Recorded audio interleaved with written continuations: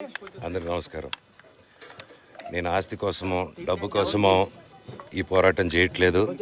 ఎందుకంటే ఇది పోరాటం కూడా కాదు, ఇది ఆత్మగౌరవానికి సంబంధించింది, నా భార్య పిల్లల సేఫ్టీకి సంబంధించింది. ఇది నాతో ఒక మగాడిగా నాతో డైరెక్ట్గా వచ్చి నాతో ఏం చేసినా పర్వాలేదు. నా భార్య పేరు ఇంక్లూడ్ చేయడం, నన్ను తొక్కేదానికి, నా 7 నెలల పాపని ఇంక్లూడ్ చేయడం, నా బిడ్డల ఇంట్లో ఉండగానే అలా బిహేవ్ చేయడం కరెక్ట్ కాదు. ఈరోజు పోలీస్ దగ్గరికి నేను వెళ్ళి ప్రొటెక్షన్ అడిగాను. నేను మొన్న వచ్చి అడిగినప్పుడు మీకు అన్ని ఎవిడెన్స్లు ఇస్తాను. ఎస్ఐ గారు ఇక్కడి నుంచి వచ్చి నేను ఇస్తాను సార్ ప్రొటెక్షన్ చూపించాను. బౌన్సర్లు అందరూ అక్కడికి దాక్కున్నారని చూపించాను. అది కొంచెం చూసి ఓకే సార్ మీరు ధైర్యంగా ఉండండి, మేము ఎక్కడికి వెళ్ళట్లేదని చెప్పి మాట్లాడి పారిపోయారు.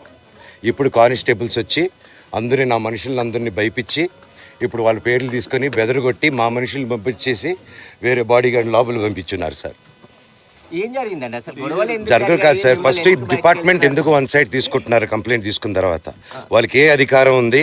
నా ప్రొటెక్ట్ చేసే మనుషులు పంపించేదానికి అధికారం ఏముంది? ప్రపంచంలో నా అందరినీ కలుస్తాను సార్, బయలుదేరుతాను.